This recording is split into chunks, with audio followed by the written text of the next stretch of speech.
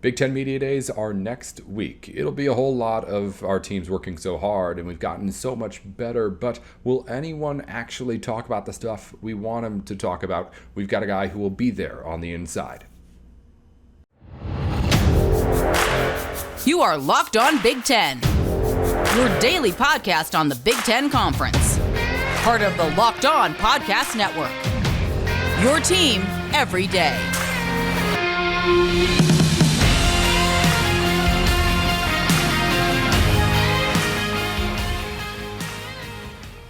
You're tuned into Locked On Big Ten, everything you need to know about the conference every day of the week. Thank you for listening or watching on YouTube if you're watching and making us your first listen every single weekday. Today's show is brought to you in part by LinkedIn Jobs. They help you find the candidates you want to talk to faster. You can post your job for free at linkedin.com/lockedoncollege. Terms and conditions apply. More on LinkedIn in just a little bit.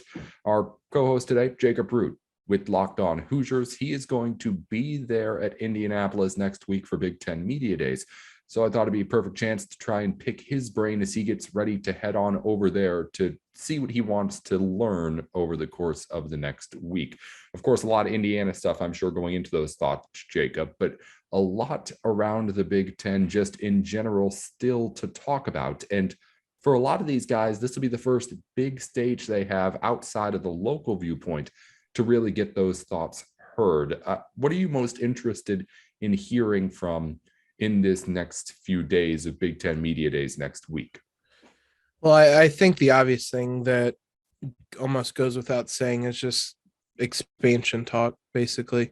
That's going to be the driving conversation for a lot of stuff at Big Ten Media Day. They're going to ask the Kevin Warren about it. They're going to ask every coach about it. They're going to ask everybody there about it.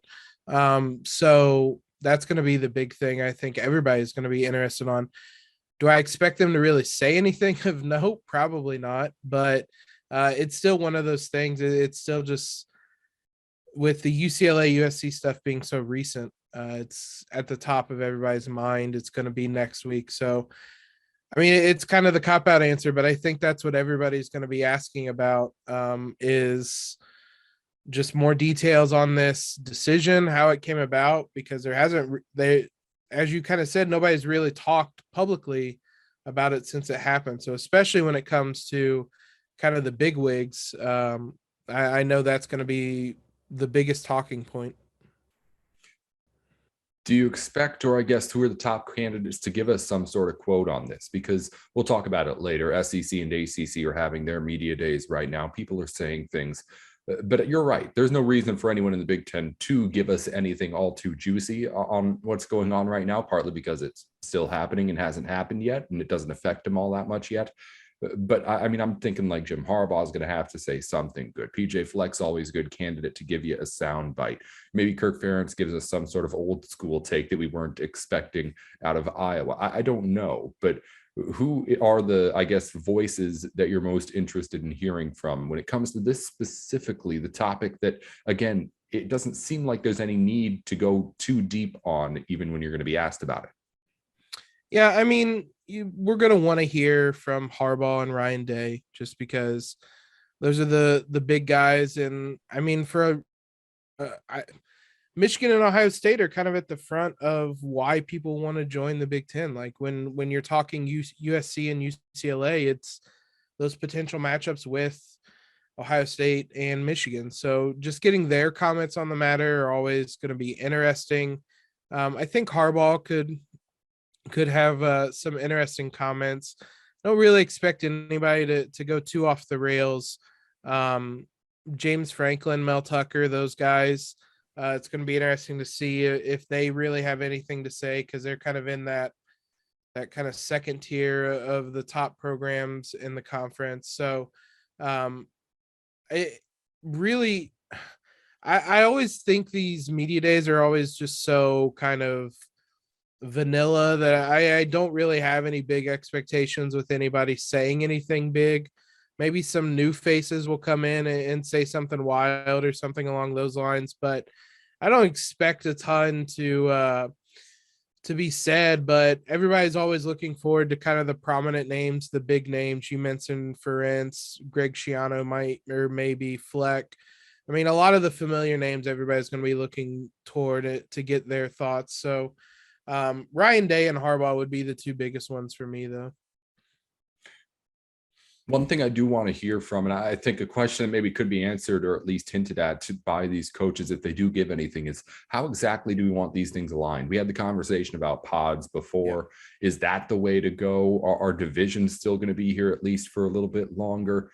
That's one topic I feel like we could actually hear some opinions from coaches on, because it's something that, one, is harmless. Nobody cares if you're talking about how the divisions are going to line up. And two, coaches are going to want that kind of an advantage, right? So like if they're talking about like what they want, you hear, I guess Dabo Swinney's been like the go-to guy for this kind of preaching in his own best interest thing. But if you're trying to get things to work a certain way, this is the first, I guess, step to maybe getting that to happen. If you believe that coaches can really swing things that way by just talking to the media, you have big names here who have a chance to get at least that opinion out. And I'd be interested to see, like, if somebody asks, okay, 16 teams, how do you want it to be split up? I'd be very interested to hear what those coaches have to say about that. Because I don't know if the 4 pods is what they want most. I don't know if this 3-5-5 schedule is what's going to end up working the best. I don't know if people still like divisions for some reason or another, but whatever it is, I'm very interested to hear, again, from the top guys, of course, Harbaugh, Day, all those people, what exactly it is they want to do when these teams get to this conference. Because right now it's still a big conversation about more teams potentially joining, what's going to happen next. Is Notre Dame going to make that jump? But it still has to be sorted out once they actually get here. And that's something that I think is at least harmless enough that people are going to be able to speak on it right now. And that's something that I'm almost more interested to hear, and not the big guys, because especially when it comes to, this is very specific to IU, but the coaches at the bottom of the Big Ten East, your Mike Loxley's at Maryland, your Greg Schiano's at Rutgers, Tom Allen, who have been just beaten up for years and years in the Big Ten East, they've always been pretty outspoken about wanting change and having different ideas of how they're going to do it. Tom Allen spoke earlier in the summer about that 3-5-5 schedule and how that was what he preferred, and he wanted to do away with division. Coaches are typically more outspoken about it, depending on kind of their personal experience with it. So I would imagine a lot of those smaller coaches, the 3 I just mentioned, are probably going to be pretty outspoken on changing things up. They don't want the Big Ten East to stay as is. So that was something that I was going to be certain to at least get comments from Tom Allen on, and hope for comments from others on, because I do think these coaches have differing opinions on what they prefer. I'm sure the coaches in the Big Ten West want things to stay something like status quo, because the Big Ten West has been the easier of the 2 divisions. Obviously, that's going to change. You can't have a Big Ten West and not have USC and UCLA now, but just getting their thoughts on that is something that one of the things I'm most looking forward to. It slipped my mind when you asked that earlier, because something has to change. Like, there has to be, I almost don't even know an argument against pods, because it simplifies things so much, but just getting everyone's thoughts on it and getting a sense of maybe what the consensus is among these guys, because I think that matters when taking things into account. If 12 or 14 of the coaches have a similar thought, then I would imagine they're going to be leaning that way as a conference as a whole. And just before we move on, what do you think would be the consensus among those smaller schools? Because the more I've thought about it, I don't see a way that at least a couple of these teams don't just get left in the dust in the way that, well, quite frankly, those teams in the bottom of the Big Ten East have been over the past however many years. Of course, part of that's just being better at football, but not really all of it is. And I don't see a way that, again, a Rutgers, Maryland, Northwestern, those kind of teams find a structure that allows them an easier path of crawling out of that hole.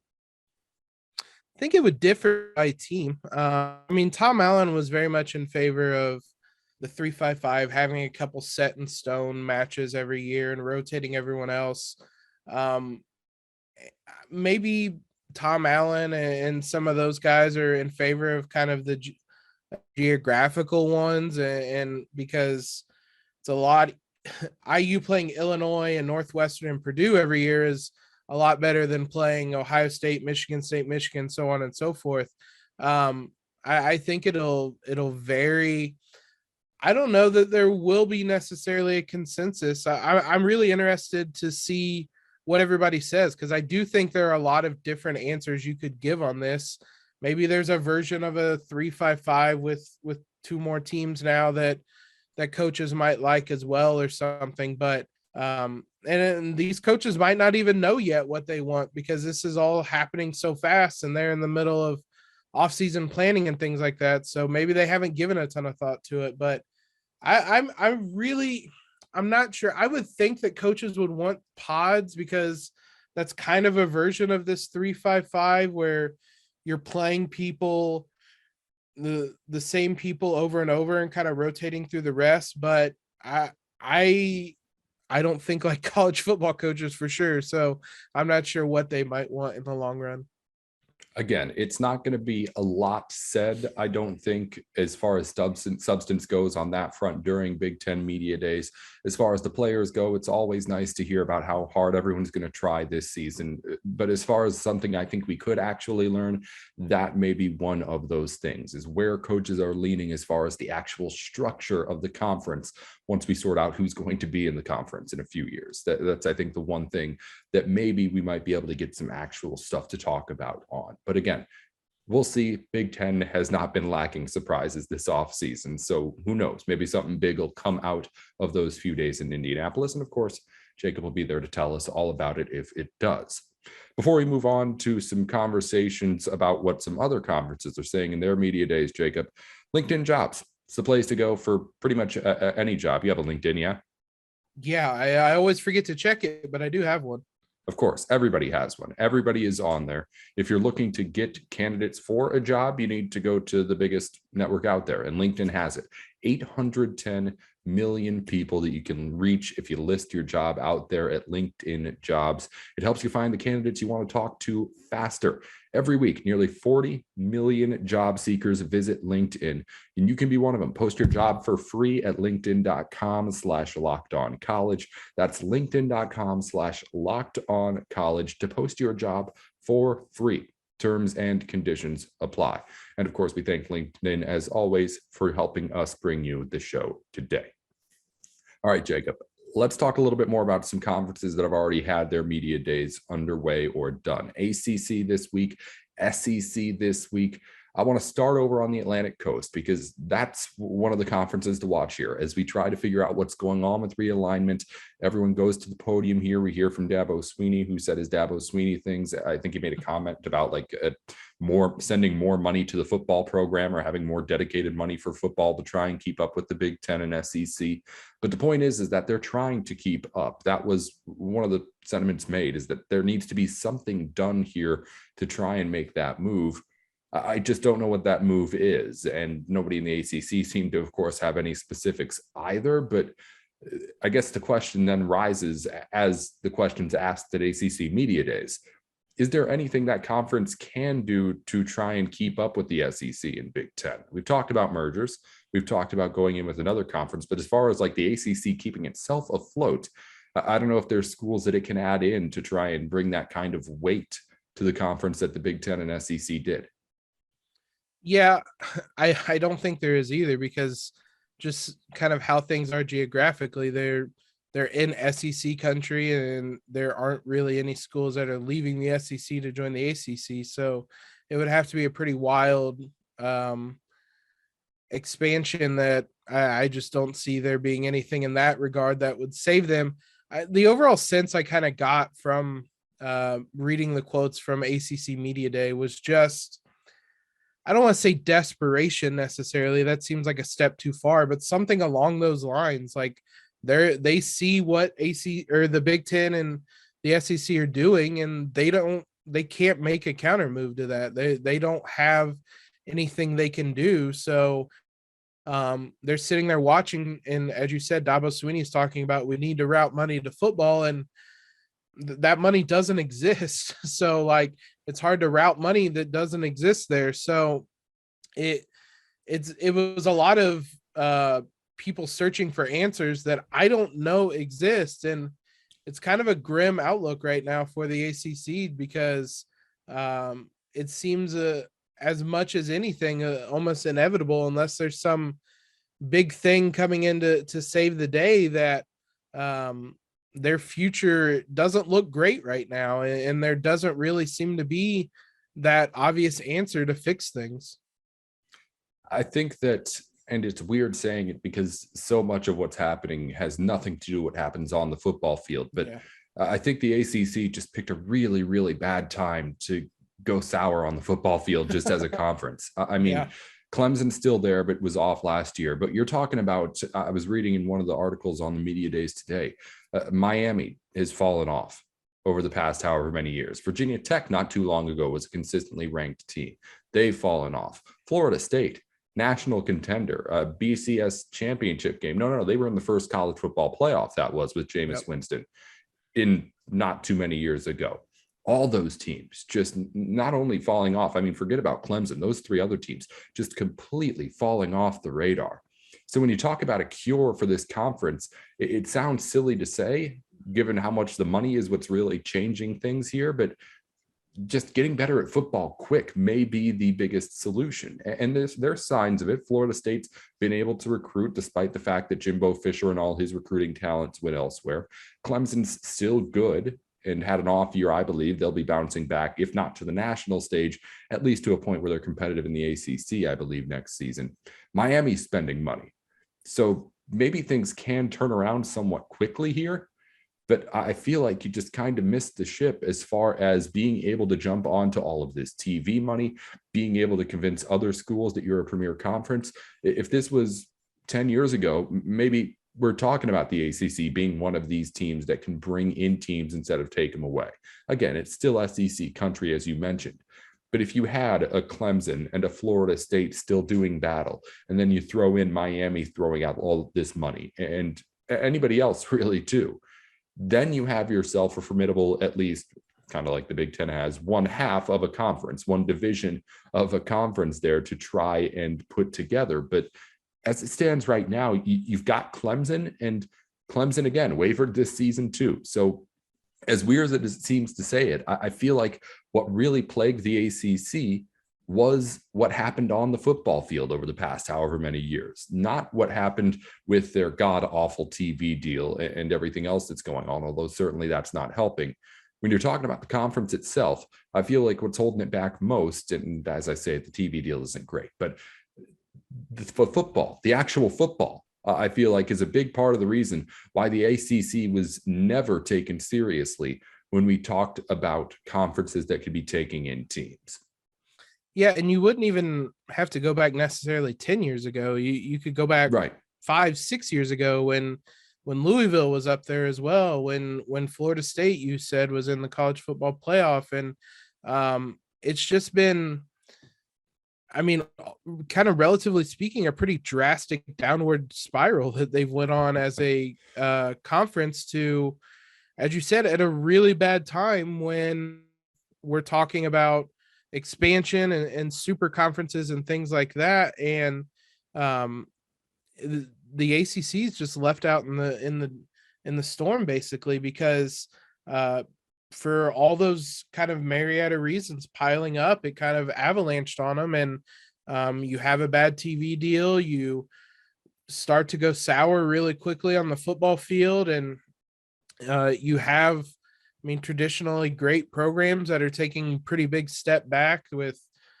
your Miamis and your Florida States and things like that. You add it all up, and they're kind of lost in the storm, like I said. And I mean, that's probably the best way for them to get out of it. That's the best answer more than anything, is to just get better, basically, which seems silly to say, but like if they get better and return to form for a lot of these programs, I mean, you have the makings there. ACC used to be a terrific conference for football, it's there, but it's been a long time since it happened. And ultimately, it might be too little too late at this point. I don't know. It would have to happen right now, this return to form, for them to really save themselves. And even then, I don't know if they could. The Big Ten got some luck with timing here with the TV deal going away when all this happened. The ACC, I think, maybe got the worst of it as far as luck goes, just with how this conference has been performing. And of course, that TV deal they made however many years ago when they had no idea what TV deals were going to become, but maybe should have at least a little bit more than they did. But anyway, that's a conversation about TV rights with the ACC. That's a whole other mess. Big Ten has its own TV rights to worry about still. SEC was asked, of course, about Big Ten expansion too. The test of it really was just, we're not worried about it. Yeah. Why be worried about it? And I can't say I disagree. SEC is going to be the SEC no matter what. It was funny kind of comparing the quotes from the two, because the ACC, you're talking about, we don't know what to do, this is all bad, and the SEC is just like, yeah, we're calm, this is fine, we made our move, and the Big Ten responded, and we're not going to make any reaction to it. And I mean, I wouldn't expect them to right now. The reaction or any moves like that are going to come during the summer, but I think they said something along the lines is there's no panic in them right now. And you kind of look at the ACC, and panic might be a word I would use to describe some of their issues right now. So comparing the two was pretty funny. But yeah, the SEC is, I mean, that's exactly how they should be right now. They're in a position of power. Maybe not the most powerful, but they're still in a position of great power. And they made their move, and they should be, I guess, excited about what's to come for their conference, which is more than you can say for pretty much every other conference right now outside the Big Ten.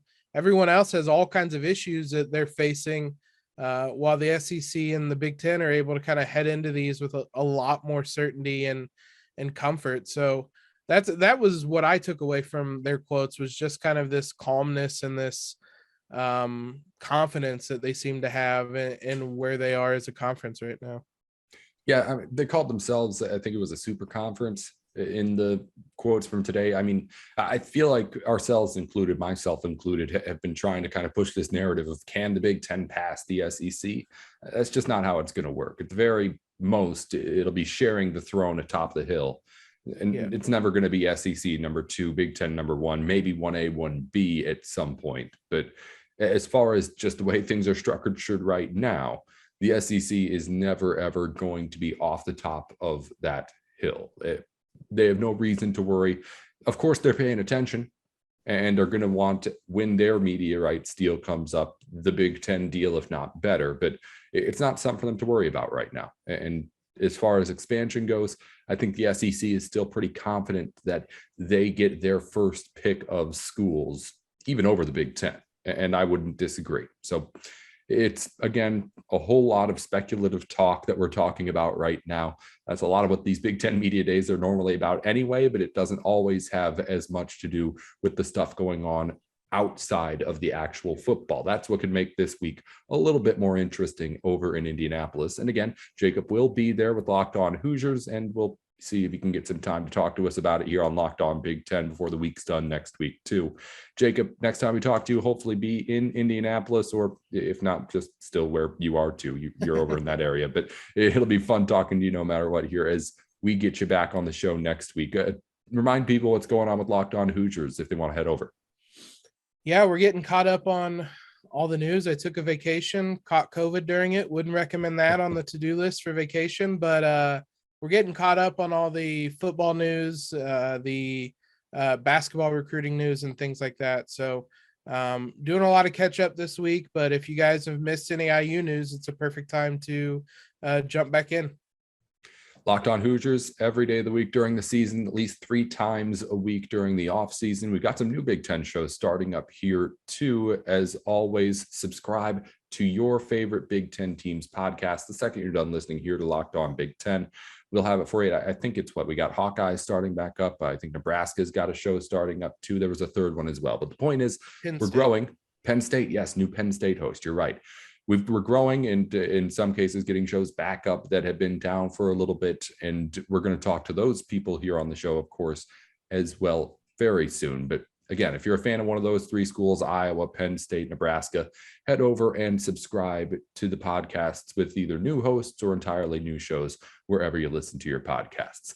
Thanks again, Jacob, as always, for coming on. We'll talk to you soon. Looking forward to it. I'll be back to wrap things up here in just a minute on Locked On Big Ten. Before we finish up the show today, a reminder, BetOnline is the place to go for all of your online sports betting needs.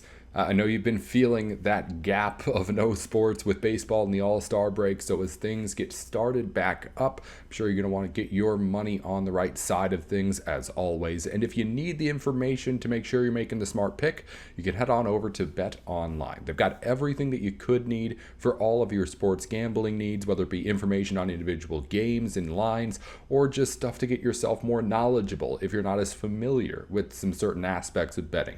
Not too uncommon during the baseball season, I know. You can get it all over there at BetOnline, where the game starts.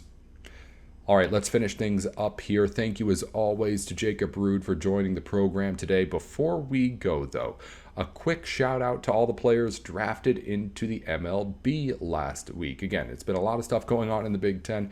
We've getting a little bit behind with all the expansion talk, but we got to give credit where credit's due to a whole bunch of Big Ten players drafted over the course of the last week. Let's start at the very top. First Big Ten player taken, Adam Mazur out of Iowa in the second round to the Padres. I'll go through these a little bit more quickly just because, again, there's a lot of them.